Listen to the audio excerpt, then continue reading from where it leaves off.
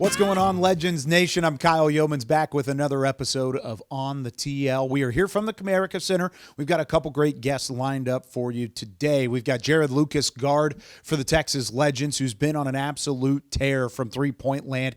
Most recently at home before that 15-game road trip for the Texas Legends even started on the West Coast. The final home game in the three-game homestand where the Legends went 2-1. He had 33 points against the Memphis Hustle, including 9 threes. We'll talk about his journey, how he came up into playing at a high level, where he became the elite shooter that he has become, and where he wants to go after it's all said and done as well, whether it be the NBA or even post-playing career as well. Now, not only do we have Jarod Lucas and that great conversation on the horizon, but we've got Parker Hines, one of the coaches for this Texas Legends ball club. Coach Hines, who has spent some time with the Portland Trail Blazers, spent some time with the San Antonio Spurs, and now, of course, with the Texas Legends. He's got some great stories around Gregg Popovich, which I'm sure we'll get into momentarily. But first, let's start things off with Jarod Lucas here on the TL.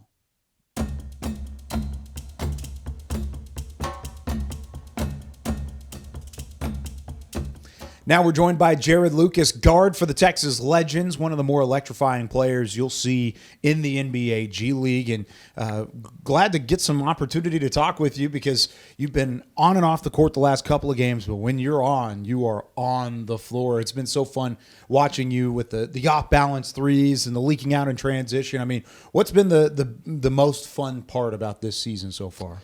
It's been the group of guys. And I've said this before, but a lot of times, especially college level, and now that I'm a professional, everybody can kind of have their own way of wanting to get their own shots up, shots off. So with this group of guys, it's been fun. Guys that actually care about winning. And for me, Tyson Walker's done a really good job creating. One of my really good friends as well. So definitely very grateful for him. Obviously, Brandon Williams and Gort do a good job as well too.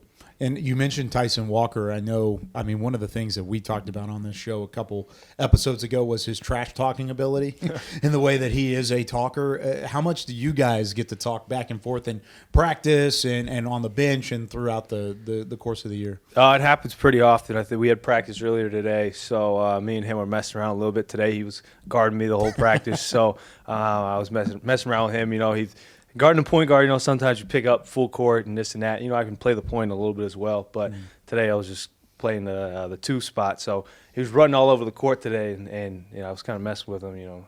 This isn't something you're used to. I said, I'm going to make you run a marathon today. You want to guard me all practice.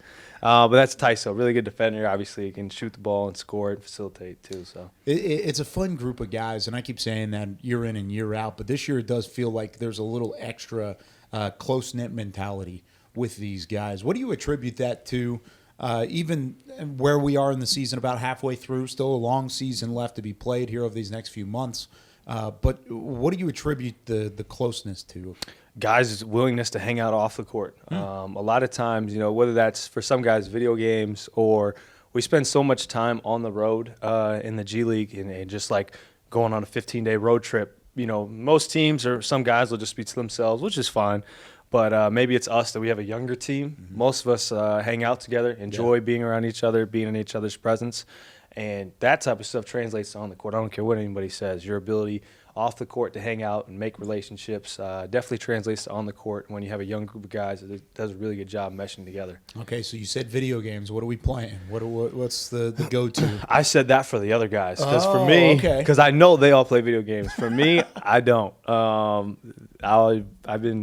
don't know. I watch a lot of basketball. So okay, so you watch basketball. Are you watching film or are you watching other games? Both. Film, watching other games. My dad coaches high school basketball for 30 years, so You're just a hooper then. Yeah. I grew up in the gym. I really don't like. People ask me, what are your hobbies, and it may sound bad, but I go to church and and basketball. It's been a big part of my life. So. Well, and it's worked out to this point. Yeah. It's put you in a good position moving forward. So no video games. Even if you're playing video games, are you sticking with 2K?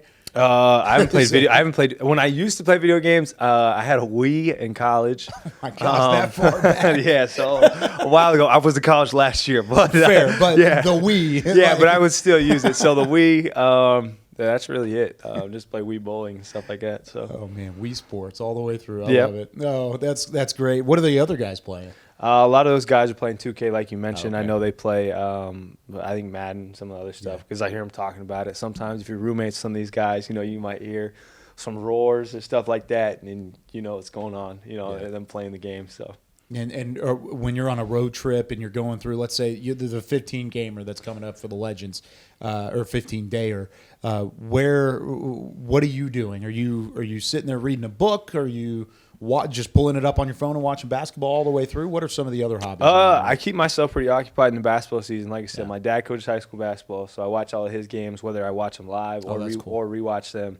And then the University of Nevada, I've watched every game that I can, whether that's rewatching it after or live. And then Oregon State, I still stay in touch. So, and I don't miss very many games. Watch the Mavs games. So, honestly, that's how I keep myself. Together on the road when things get a little boring. Did you watch the ESPN Plus broadcast of Oregon State at North Texas this year? I did. I saw I saw a tough loss for Oregon State, a game winner. Yeah, that's a really good broadcaster on that call, by the way. Nice call at the end. Nice call at the end too. Thanks, man. Appreciate it. Nice. That's why we get him on the show. So, along those same lines, let's start back in high school. Did you play for your dad back in high school? Yep. How was that whole scenario, and was that tough on you? Was it a blessing all in one? Yeah, I would say early on it wasn't the easiest, just because I had to kind of balance how to be the coach's son. I was fortunate to be, probably the best player on the team, so it made it easy. Whereas sometimes if you're not the best player, your guys can have issues with minutes and stuff like that. But my dad did a really good job of balancing it, and I had a pretty good senior year, averaging 40, and I got to do it in front of my hometown. Most of our games were, pretty close to sold out, and that was fun. I got to play with, a lot of guys in Southern California, they go and play for private schools.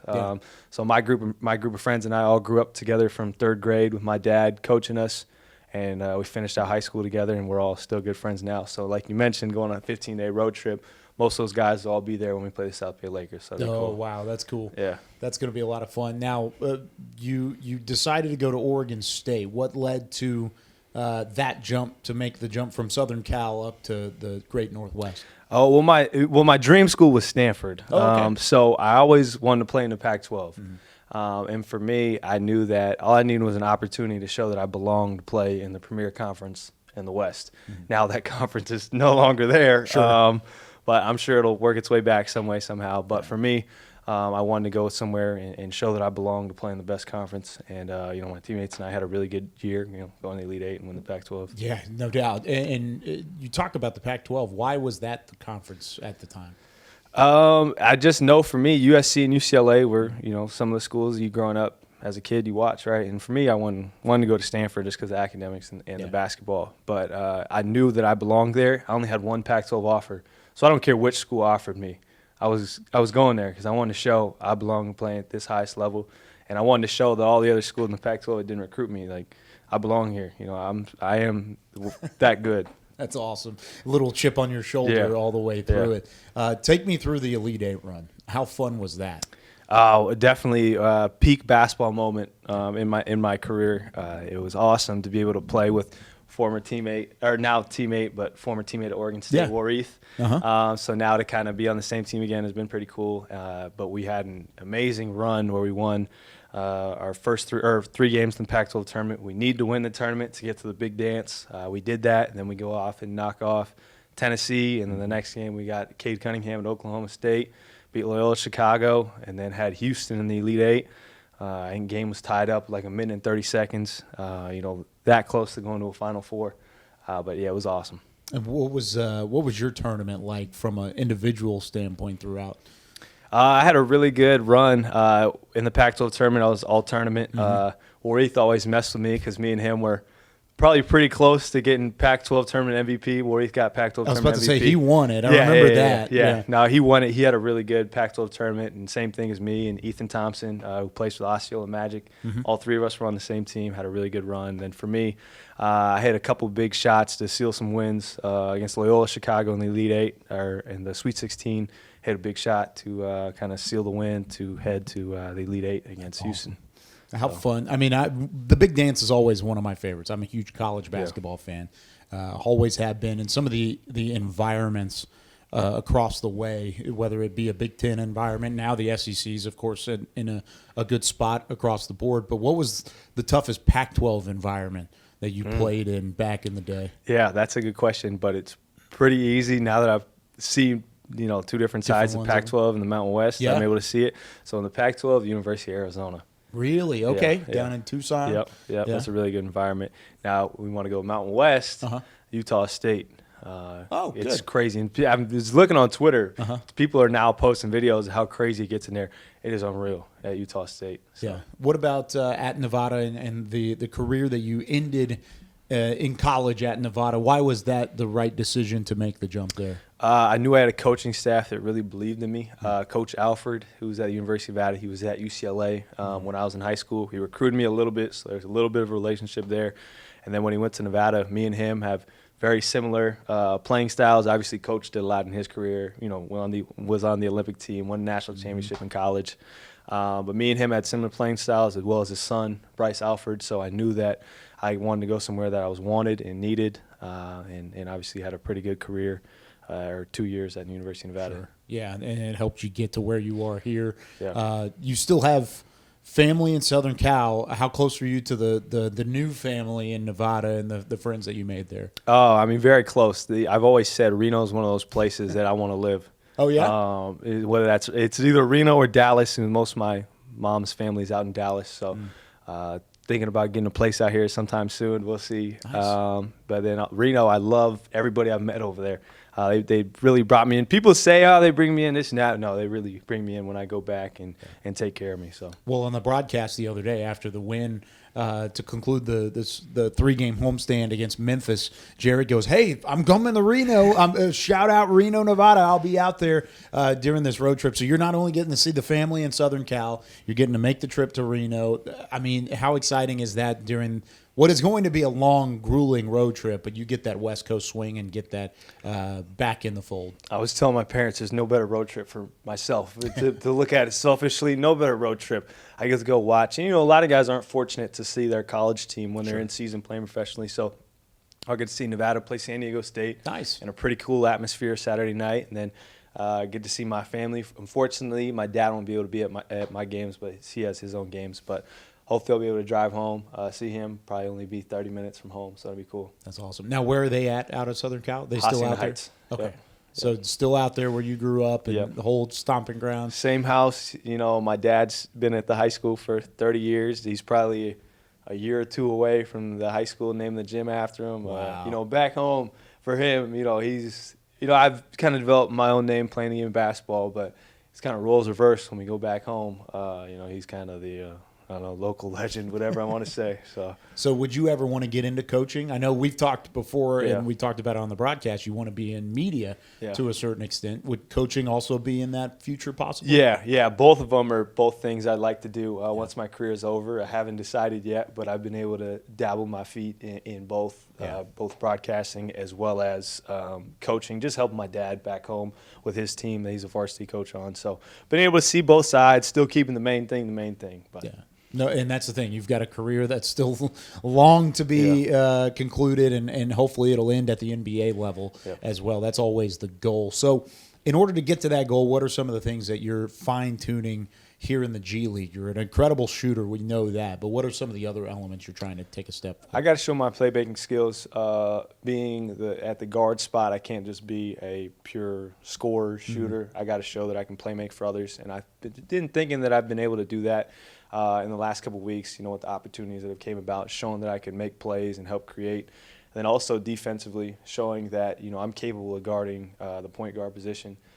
So I feel like I've been able to show that. Obviously, there's still a lot to grow from there, but doing everything I can to get to where I need to be and hopefully get to that goal and dream of making it to the NBA. Now, you knocked down 9 threes, 33 points in the finale against Memphis, and Heckma and I on the broadcast have dubbed you catch and release. You're now his fishing buddy. Yeah. But that was the talking point in that final game against Memphis, it wasn't just catch and release. You were able to play make. You were able to separate a little bit. How much of the guys on the staff and the guys in the locker room helped you kind of build that confidence from a playmaking standpoint outside of what you can do just as a shooter? Yeah, obviously, especially recently, I've gotten the label with my ability to score and shoot the ball. So it opens up the game for a lot of my other teammates. A lot of times maybe it's a point guard coming off a screen and making a pass and doing the right thing. But for me, it could be the same thing coming off a ball screen, but it could also be a down screen, right? And just the attention and gravity I get and using that gravity to open up my teammates. So a lot of times that's maybe faking, ghosting a screen and getting the big open on a roll and different stuff like that. So that's stuff the staff's helped me to take a look at, and I feel like I've done a good job kind of finding those ways to not just be the scorer shooter, but creating other shots for everybody else because of my gravity. No, and how much have other teams kind of circled you based off of what you can see to say, let's try and slow this guy down, whether it be in transition on the three ball or just out of the half court in general? Well, I can pinpoint a couple games. Okay. Oklahoma City, who has Coach Alfred's son on staff. I highlight that game because I was 2 for 19. However, I've taken some positives from that. Obviously worked my way up to the kind of the top of the scouting report, and people have told me, our coaches have told me, it's not good that you shot 2 for 19, sure, but it's impressive that you never stop shooting. People say, don't stop shooting, but I didn't realize in the game I missed 17 shots. Yeah. But it's just kind of that shooter's mindset.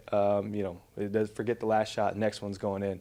So that's kind of something I can pinpoint when you make your way up to the top of the scouting report. You get different reads offensively when guys are closer to you and not so much help. They're pretty much staying glued. So yeah, and that's an interesting mindset from a shooter standpoint. I saw it was a well-respected coach. I can't remember who it was. It was kind of like a TED Talk scenario where they were sitting down, and it was about how many seconds does it take to miss a shot in general? Just what would your answer be in that case, seconds wise? Probably 1 second, yeah. Right? Overall. So, and if you miss 12 shots in that game, or 17 shots in that game, it's 17 seconds. Yeah. But how many minutes do you play in a game? Probably 30, 40 minutes. Right. So why would you let 19 seconds or 17 seconds affect the rest of your game? And that's a shooter's mentality, right? That. It's going to continue whether or not you're making shots or not. Don't let the 19 seconds, that'd be like you pour a bowl of cereal and you spill it in the morning, and then the rest of your day is done. Right. It's the same kind of mentality. Yeah. And I forget which coach it was. I would give credit if I knew it off the top of my head. But I thought that was a really interesting point because as a shooter, you have to have that quick memory. Yeah. You have to forget it after that because the next play, next transition might be an opportunity for you to shoot again. When did you know you were going to be an elite shooter back in your playing days? My dad was always an elite, and I hate to keep on mentioning him, but my dad was an elite he made an impact shooter. On yeah. You, though. He played basketball at University of Hawaii, and he was known for his shooting ability. So from an early age, he kind of put the emphasis on shooting the ball. My grandpa also did the same thing, kind of putting the emphasis on shooting the ball. He still sends me clips. We talk all the time about, getting arc on all my shots. He'll probably see this. He stays pretty up to date with all my shooting stuff, so he sends me different clips all the time. And then go back to my mom's side, she's does a good job of kind of giving me the athleticism that I kind of have, that Filipino, Hawaiian, Mexican side over there. So had to mention that. I can't just keep on mentioning my dad. So. That's awesome. And you come from a hooping family. You have the mentality, you have the skill set, and we certainly love having you with the Legends. Before we let you go and we get off of here, I want to hear about the Legends as a whole. This team, as you talked about how close-knit they are, how do they have success on the road throughout this, not even on the road, but just throughout the next couple months, February and March, to continue building in the right direction and have a chance at the playoffs? Yeah, I think, it kind of starts defending. For us, we haven't done the best. Well, right now we're second in the G League, but I go to our game the other night. We didn't do a good job of guys trying to get to the paint. We didn't do a good job of building the wall, but also sharing the ball. A lot of times, especially in the G League, it happens. Just doing a better job sharing the ball, which we've done. But also, I think getting more paint touches. We haven't done the best getting paint touches, myself included. Getting paint touches, finding shots, getting easy shots. We have percentages that show the amount of catch and shoot looks. That's what we want to get. So we want to limit off the dribble threes, and get a lot more catch and shoot looks. What's it been like playing for Jordan Sears? It's been great, especially for a younger guy. I was telling my dad the other day, that I haven't had a coach who's kind of, even today as well, is guarding me in practice. Nice. And he's sprinting and bumping me and playing physical. He gets a little physical out there. I've been to camp before and seen him get after. He doesn't let up. No. He's physical. Don't forget, Jordan's like 6'5", 6'6", so he plays physical. It gives you a long contest for length. So definitely been cool being able to play for such a young coach like that, and he always brings a lot of good energy too. So. No, I love that. Looking forward to having you on the squad the rest of the year. I hope you don't miss any more games. Plain and simple. I don't want you to miss any more games. We said that on the broadcast last week. But if you do, if you've got a suit in town, suit up. We'll make it a 3-man booth. Awesome. We'll just have you on the rest of the entire broadcast, and that'll give you a real dip of the toe in the water in terms of what you can do from a media standpoint. But Jarod, it really has been. It's been a lot of fun getting to know you, having you on the podcast today. And right after this, we're going to catch up with one of Jarod's coaches. We've got Coach Parker Hines here on the TL.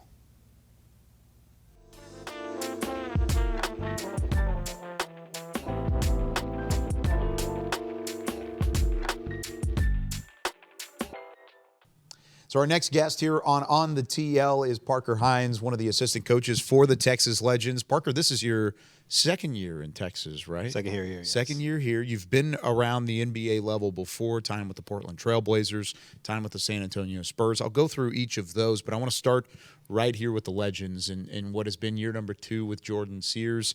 It's been some challenges last year, this year, a couple slow starts, having to turn the team around, but this coaching staff, I give them a lot of credit for the way that this team has continued to develop young talent. What's been one of the biggest keys for you guys to have that success throughout the year? I think as a staff, we've had similar mindset. I think the overall objective and goal for us as a staff is for these guys to develop, to see these guys move on to the next phase of their career, wherever that may be, whether that's the NBA, overseas, whatever it is. Like, I think we're all invested and know that we're in the service industry. We're trying to get these guys better. We're here to help them develop. We're here to help them be successful.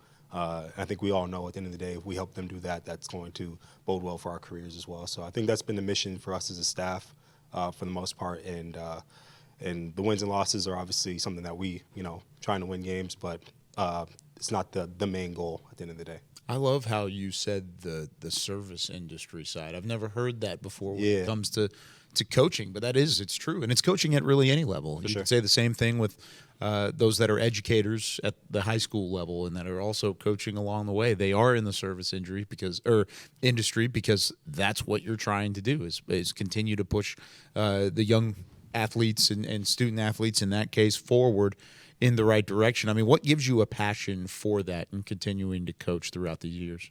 I think it starts from a young age. When you have good coaches growing up, it you know what that's supposed to look like. Just like having a good mentor in any field. But when you've been coached by high-level coaches, you learn how to play the right way. It becomes, whether you're at the park, you're at LA Fitness, Lifetime, whatever it is, those are things that you take with you everywhere you go.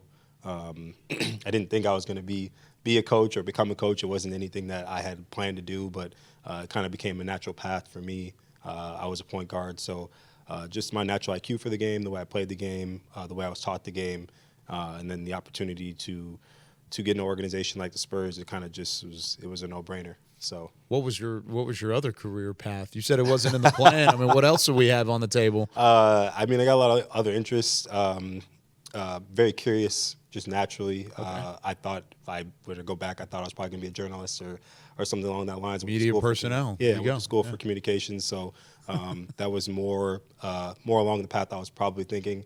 But this, once I graduated and finished playing in college, it was something that I thought I was going to put away, and definitely wasn't able to do that. Yeah. Hey, there's always an open seat next to us. If you ever needed an opportunity to throw on a headset, I will always oblige with the like you said, the knowledge and the experience you bring to the table. It'd be a great broadcast. Now, you mentioned your time in San Antonio. That was really one of your first starting spots along the way.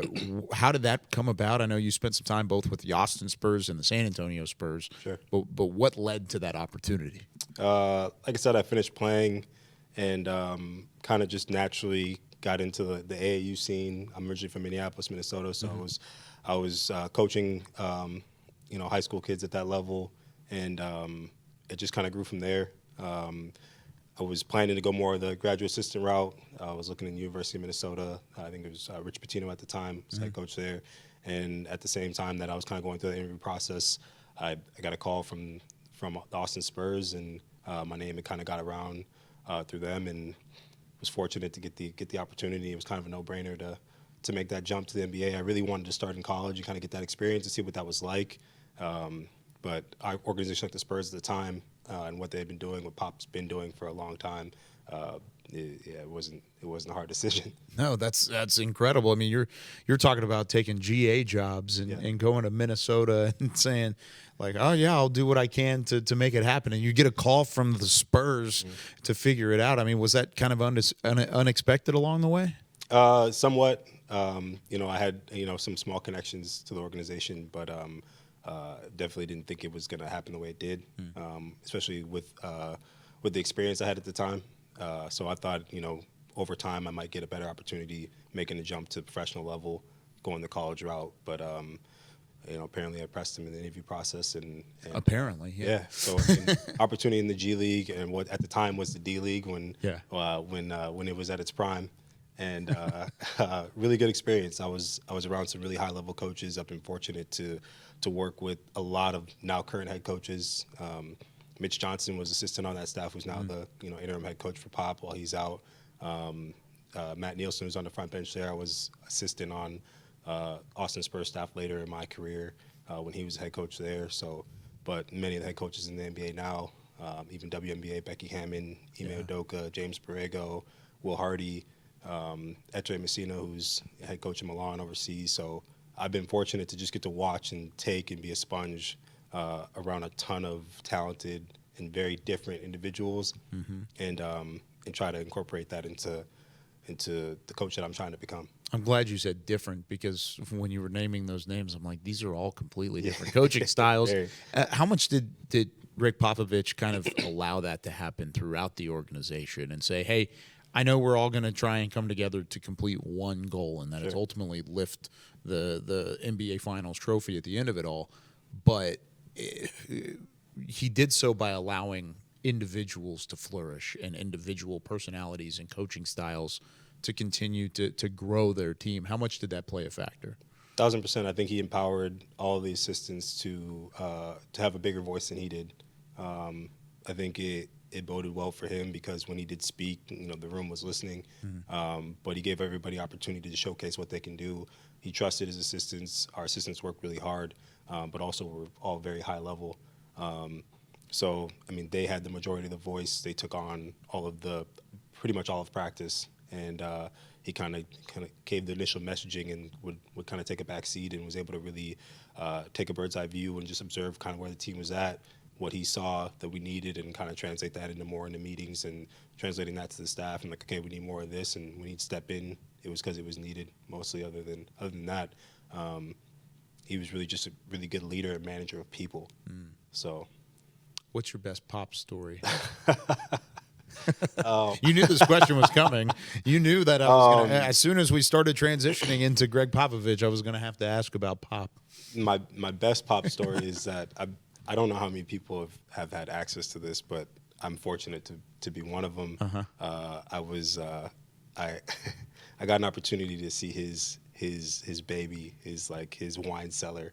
I don't believe he owns the house anymore, but he had a very intricate and very detailed and custom made kind of wine cellar. It was a small house in the back of his home at the time, and I didn't know that was going to happen. I was kind of just walking in through the facility at the time, and he saw me, and he snatched me. He's like, "Okay, come here. I need your help." He was going to do a community event at a small school, probably elementary, junior high, and he's like, "I gotta go. I gotta do this talk. I'm gonna be back in about 30 minutes." And he was like, there was a closet full of wine at the facility. He's like, "I need you to go through here." He's like, "I need you to do inventory on everything in here." He's like, "Here's a legal pad. Here's a pen. Write down how many bottles there are of whatever's in there. I need the name, what country it's from, what year it is." So he's like, I need it done by the time I get back. So I'm like, all right, cool. So I can't pronounce any of these wines, and I don't know what's going on. His assistant's kind of helping me. Shout out to Leslie, and I'm just writing all these down. I'm taking inventory. Okay, there's 6 bottles of this thing that's from France, and it's whatever year. And I get back. He gets back, and he looks at the legal pad. He's okay, great. And I don't know what's going on. Yeah. And he just puts it on his desk. All right, cool. Get your keys. Follow me. We're going to my house. What? Yeah. So I do as I'm told. I get my keys. We're driving to his house. He's flying on the highway. I'm trying to keep up with him. I didn't know Pop drove like that. And we get to his house and we're doing the same thing. I hadn't been to his house prior to that. He's telling me all kinds of great, just like coaching stories and kind of his path coming up. And it was a really cool opportunity to be around one of the best coaches and kind of have that intimate time with him. And we're kind of going through his wine cellar and taking more inventory on his wine. He needed it for something at the time. So I was just lucky to be in the right place at the right time. And he asked me to come with him. And so it was pretty cool. I got to see his wine cellar. It's very intricate. It's all custom made. It was one of the coolest experiences of my life. Okay, so I've got to dive deeper into this. Listen, I love the story as a whole, and even baseline there, that's great. Have you sat back and thought maybe this was a test? The first wine cellar in the closet that's in the facility, do you feel like that could have been a test to say, okay, let's see if Parker's ready for this? Yeah. Let's see if he's willing to put in the work and do this on a whim with, like you said, you were sitting there with his assistant and jotting all of these different things down. Sure. And you had no reason or rhyme or really end goal with it. It was just, I'm doing it because Pop said it. Do you 100%. Feel like that was a part of a test from Pop to say, hey, let's see what this guy's really made of? Yeah, no, I feel like there's always a reason. I haven't been there as long as I was. I know that Pop is very calculated in his movements and everything that he does. And his driving skills. Yeah, there's a rhyme and reason behind it. So, yeah, for sure. It was definitely calculated. It's probably somewhat of a test. There was probably a lot of tests that I failed in my time in San Antonio and hopefully a couple that I passed. But, no, it all made for a great experience. There was many other times such as that weren't quite as cool as that, but where you just kind of get caught off guard by Pop and he's just kind of just seeing if you're alert and locked in that day. So that was just one of the cooler moments that I was fortunate to be. That's one of the best stories I've ever heard. I haven't told many people that story, but now everybody knows. I love it, man. I appreciate you sharing that. I really do. And it's a great story because, like you said, at the end, he gave you kind of a mundane task to go and complete. You did so on a whim because that's what he said to do. For sure. And then he rewarded you by not only showing you the personal wine cellar and having that same conversation, but he said he shared a lot of the stories of his coming up through the ranks and making it to the NBA level. What were some of the things that y'all talked about in that conversation? Just how we started off making little to no money, and I know what it's like to be in the position that you're in now. Kind of just giving me the advice to just stick with it and play the long game, as far as just like using this opportunity to continue to learn, be a sponge. Nothing that you wouldn't necessarily expect to hear, but it's just obviously really cool to hear from one of the greatest coaches of all time, and just seeing how he moved on a day to day. And he used to always say something in practice to everybody, all the players, and he always say there's no magic dust. And he kind of meant that there's no magic to winning championships or to going about the day to day. You just got to show up and you got to do the work. And he used to always just say, just do your job. So we're fortunate to work in sports and work in basketball, and it's an amazing career. But everybody has to show up and do their job. So he definitely held people accountable to doing that, and I think that's where a lot of the success that the Spurs have had has come from. No doubt, and that's why they've won so many championships 1,000%. And had so much success. It really is a great story and a good look at who he is as a person, to not only just a coach, but as a legitimate mentor and a leader to those people around him. Now, you've had some great opportunities outside of the Spurs organization. You spent some time in Portland with the Trailblazers. Yes, sir. Tell us about that. I know you kind of had a different role there than you even did in San Antonio and in Austin. You were given a bunch of different hats to wear in Portland, including a headset that we were just talking about earlier that we put you on. But tell us about Portland and why that helped you build the versatility as a coach. Yeah, Portland definitely prepared me solely for this interview. Oh, good. Nice. I'm glad we're ready to go then. With the opportunities in front of the camera. No, but I was excited about the opportunity to go to Portland. It was Chauncey's first year taking on being a head coach. And speaking to him over the phone and kind of just hearing his vision and what he planned to do there, I was reluctant to leave San Antonio, but I was also really excited for a completely different type of experience. Obviously, Pop coming from the Air Force and more of a military background, it's kind of how the organization operated. It was a little more militant. It was very structured. Everything was on point always. And they had obviously had a lot of time to build that. So I was excited to bring some new ideas, try some different things, and be able to be a part of Chauncey trying to figure out exactly what it was that he wanted to build. Obviously, I think he had a pretty clear vision, but just being able to try some new things, bring some fresh ideas to the table. San Antonio had been such a well-oiled machine that I thought it'd be a great opportunity to get to explore some different ideas and try some different things that I felt like Chauncey would be really open to, and he was. So, what were some of those things? Just overall, day to day, I think there's so many things that go into running an NBA organization, from running a practice, from how you even what the practice plans look like, to what the schedule is day to day, when guys work out, when do young guys work out, do vets work out after practice, before practice, how do you want to run the video room, how many video guys should we have, how many player development coaches should we have, how do we do the scouts, who does the scouts, and how do we structure all these things. So just from an organizational side of things, I got to be a part of a lot of those decisions, and then trying to deep dive into every other thing beyond that when you're talking basketball wise. Okay, how much do we want to take on, how deep do we want to dive into like what we're doing offensively or defensively. I did a lot more stuff on the defensive side of the ball there, but it went so vast and so broad, and it also was for me coming from San Antonio, stepping into a situation where everything had to be built from the ground up.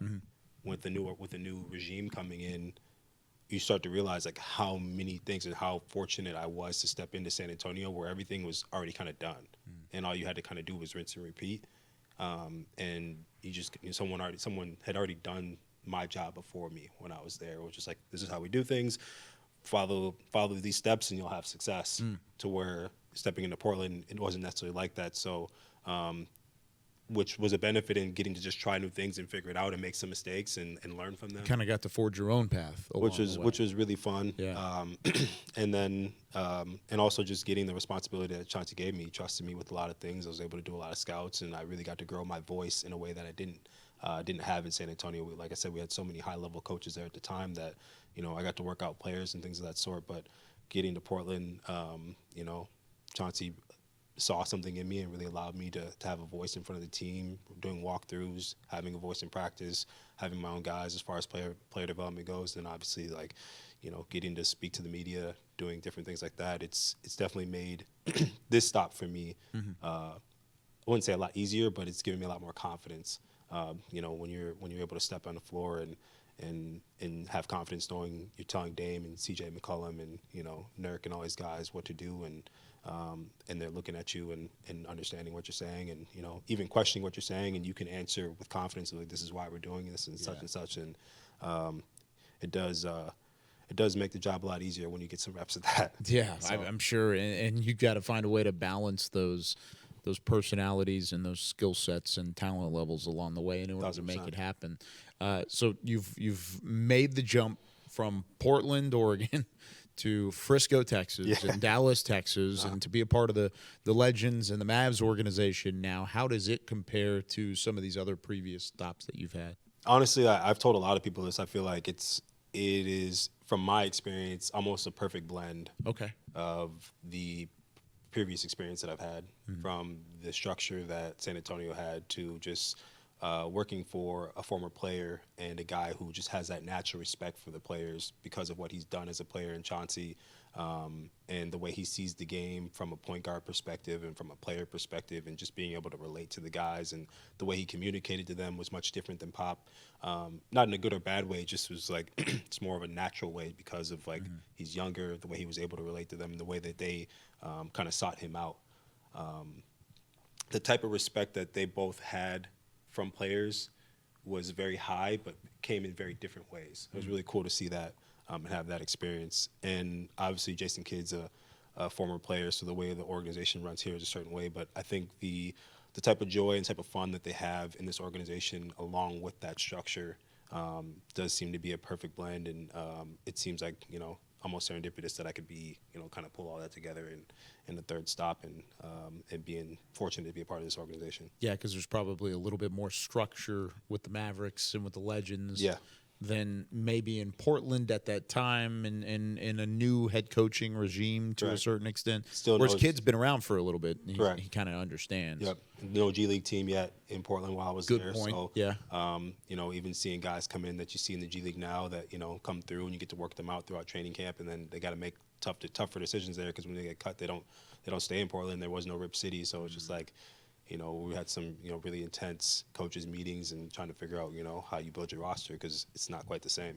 So kind of along those same lines, the benefit of having the G League around now is that you can have the development, and that's what it's all about. That's what, like you said at the beginning of the interview, is the ultimate goal. Yes, you want to win games. Yes, you want to win a championship because you win and develop in that sense of the imagination along the way. But you're trying to develop these players into what they are. So what is the benefit of the G League, not only for players and their development, but for coaches like you and some of these other guys on the staff, guys and girls that are on the staff, and them getting to learn along the way with the Legends throughout the year? I think by far the biggest benefit is just getting to make mistakes that don't come with the same spotlight and the same type of scrutiny. So there's a little bit less pressure there. But obviously, you kind of naturally put that pressure on yourself because you're trying to make it to the highest level and being able to perform at the highest level as well from a coaching side. I think there are, depending on where you are or where you feel like you are personally from on an NBA level, there's instances where, even being in San Antonio, I was in the video room there and then decided to go back to Austin as an assistant coach because there are periods where you feel like you might be plateauing in your role. So I think the G League is also great for that. I think starting in the D League or in Austin in my first stop was the best thing that ever happened to me because as I've grown and I've gotten opportunity at the NBA level, it's made it easy to take those opportunities that come up in the G League because the responsibility that comes with it, the opportunities that comes with it, and the reps that you're going to get as well that really just allow you to keep growing because it is a little easier to get kind of to stagnate at that level because you're competing against some of the best coaches in the world, if not the best coaches in the world. So it's an opportunity to really just continue to grow your confidence, and then also just get more reps to where people can see you doing things that you normally wouldn't always get to do at the NBA level, especially coming from a video room or whatever position it might be. So that's kind of where I've teetered in between G League, NBA, and I've been able to make jumps from, okay, I'm not quite getting the opportunity that I want here to keep growing. So going to the G League usually is for me is giving me the best opportunity to just keep growing and knowing that this is what I want to do. I always tell people I'm going to do this till I can't walk anymore. So to me, it's not necessarily about whether it's NBA or G League or wherever it's at. It's just trying to continue to grow, get better every year, knowing that the ultimate goal is just to help guys get better. And you're in the service industry because of it. 1,000%. That's awesome. Well, Parker, we appreciate you taking some time and kind of going through it. It's so insightful to kind of see the journey that you've been on and some of the guys and girls that you've learned through and learned with over the last couple of years. And you're just getting started in your own right. There's a long career ahead of you, and can't wait to see where it goes this year with the Legends and then in the future as well. It's part of the G League fun of it, is getting to see where everybody elevates from this point forward. So lots more to come with Parker throughout the season. Of course, you can catch him on the sidelines of every single Texas Legends home and away game as we continue on throughout this NBA G League season.